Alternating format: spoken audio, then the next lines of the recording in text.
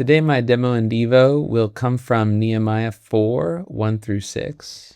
At this point, those who have returned to Jerusalem have already built the temple, but Nehemiah has just arrived in the book of Nehemiah to encourage them to now build the wall. And chapter 3 is packed full of energy, of people administrating and organizing and building with passion. And here in Nehemiah 4, we find the first instance of any opposition from anybody in Nehemiah's time. I want to mention that it's often asked, can we do bracketing and arcing for narratives? The answer is absolutely. This is an instance here in Nehemiah 4 in which we are greatly helped in our understanding through bracketing. So let's trace this first conflict. It begins with a report. Sanballat, one of the governors of the neighboring districts, hears that the Jews are rebuilding the wall, and his response is fury. So let's read it. But it so happened when Sanballat heard that we were rebuilding the wall, that he was furious and very indignant and mocked the Jews. The action result signals that it's not just at the time that Sanballat heard this report, it is because, or there's a causal effect between him hearing the report and his response. The hearing of the report caused this response. So let's go ahead and read the paraphrase.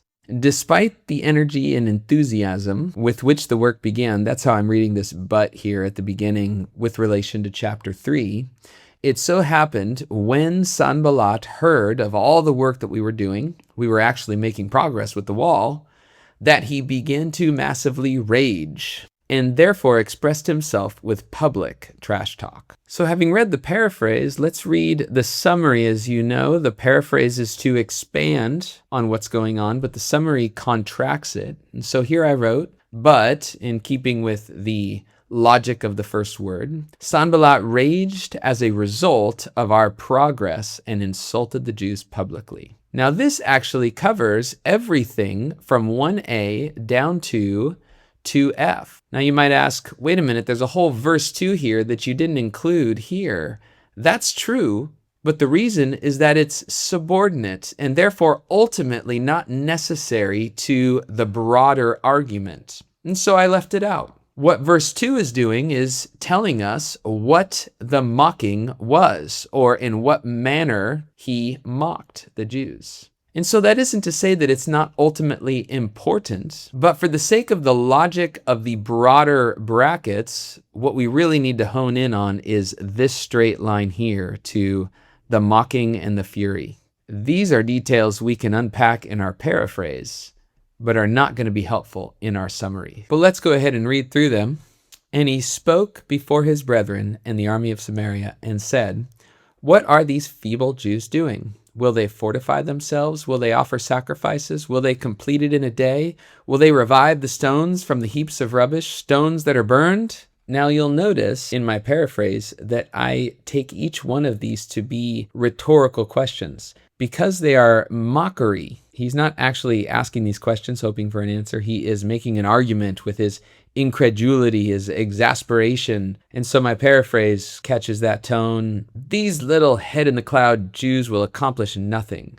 Since, now notice I turned that into a statement because that's what we do with rhetorical questions in order to trace their logic. Since there is no way they can become strong again or start practicing their worship again, like they imagine the day of old to have been, they work stupidly in their childish dreams as if they can finish in a day. And what, are they going to rebuild the wall out of the burnt stones lying around? Ha, ha, psh. So this is a rhetorical question that I ask here. That's how I paraphrase it, but it turns into a statement in that he's not actually looking for an answer. He just, this is the statement here. Now this could have been just a series, all 5 of these together, but I see in here a little bit of the content difference, signaling a potential logical distinction. This is a broader statement. These guys will accomplish nothing. And why not? Well, these actually answer why not. They can't fortify themselves. They're not going to be able to offer sacrifices. They're working like they think they can complete it in a day. And they're surrounded by rubbish heaps. So the progression in the story comes down to Tobiah My summary of this is just simply, and then Tobiah followed suit. Tobiah in this verse 3 here sounds like a little copycat, I have to admit it. He's the sidekick of the big bad bully who wants his piece too. Now Tobiah the Ammonite was beside him, and he said, whatever they build, if even a fox goes up on it, he will break down their stone wall. So along with him, Tobiah made his speech, saying, though they may be trying to build a wall, whatever they actually end up building, even if a little tiny fox steps on it with his little tiny toe, his teeny toe, the idea of extreme exaggeration, he'll crush their hopes and dreams along with their wall. It's interesting how effective comments like these can be against people when they are used in a mocking tone. This is ultimately a comment that's built on nothing. There's no evidence, there's no way to even quantify or qualify how or to what degree this is true. It's just meant to be rhetoric, and it's over the top. But bullies can be very effective because they grab at our emotions. They cause fear, and fear keeps us from thinking rationally about what they're actually saying, which ultimately makes no sense and can't be supported. Well, Nehemiah down here is going to cut through the fear, and he is going to cut hard. So what we see next is a prayer for judgment. And here is where it gets interesting. Notice there's no conjunction at the beginning of 4a. The introduction of this prayer is sharp. It cuts right into the insults in just the previous proposition. And while everything up above is going along in third person storytelling, down below, Nehemiah moves viciously into a first-person perspective, talking directly to God. There's a few things that I think we can imply from that or draw from this as a lesson. First, he doesn't spend time trying to analyze mentally or rationally the arguments of the enemies. He just goes straight to God.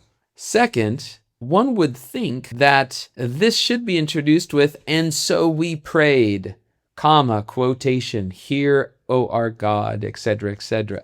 And it doesn't. And so the whole tone seems like a case that Nehemiah is presenting to the Lord himself, which is why I ultimately landed on inference for this relationship. I added a therefore here to express that. It doesn't seem chronological, but as Nehemiah is mentally working through what has been said against the Jews, he uses it as his rationale for why God should hear.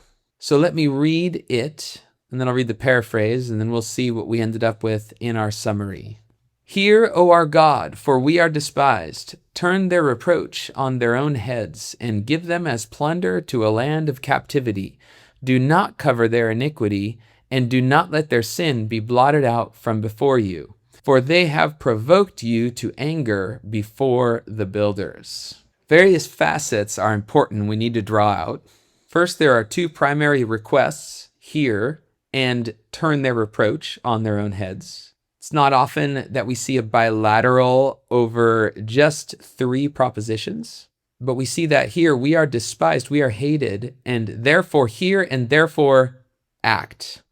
Now, a question we need to ask is Nehemiah being too harsh in this prayer? Is this prayer something that we should imitate as an example, or is it something that we should stay away from? It's to a degree imprecatory. But it does strike me that if Tobiah and Sanballat do not repent, these are the things that will occur to them. This is the judgment of God. Their own curse will be upon their own heads, and he won't cover their iniquity or let their sin be blotted out. But still, one might ask, doesn't vengeance belong to the Lord? Why would we pray something like this to the Lord? And I think Nehemiah would argue that praying something like this to the Lord is the only way to get to the result that we see down here in verse 6. It is only by praying our frustration in the midst of threat, praying it off of ourselves and onto the Lord, that we can get the result, which is head down, working hard, uninhibited or unhindered in any way by the insults of the enemy. So let me read my paraphrase. Therefore, hear us, Elohim, we need you to hear us now, since we are the scorn of the earth, hated. Therefore would you cause them to fall into the fulfillment of their own words, and take them captive as you did to us so justly. Don't forget their iniquity unjustly, and let them get away with it, and be who you promised to be, by not letting their sin be simply overlooked by a just God. Because we know the spiritual truth behind the matter, you are the one who is already angry, and you're not afraid to show it in the presence of your people, whom you have so faithfully supported in this work. This last ground upon which this prayer sits is something that exists in the mind's eye, in the spiritual perceptivity of Nehemiah. He sees the builders working on God's wall. And when someone comes against God's people, though he does love sinners and want them to repent, he is angry. If in the people's minds they imagined God to be indifferent to the insults of Sanballat and Tobiah, nothing would discourage them more. The idea that God is angry means that he loves them. That provoking right there is a sign of love. It's the love of God that gets angry when those whom he loves are threatened. And so this truth is saying to them, God is on our side, and he is big, and he is angry. And understanding and seeing that truth and joining him in that truth is what causes them, there's that action result, to build the wall. So we built the wall, and the entire wall was joined together up to half its height, for the people had a mind to work. Then, having entrusted our feelings of frustration upon the Lord, we kept building the wall. And the height of the wall we had reached at that point was precisely half, all the way around, because the people were driven to push forward with unhindered vigor. And so our two summaries.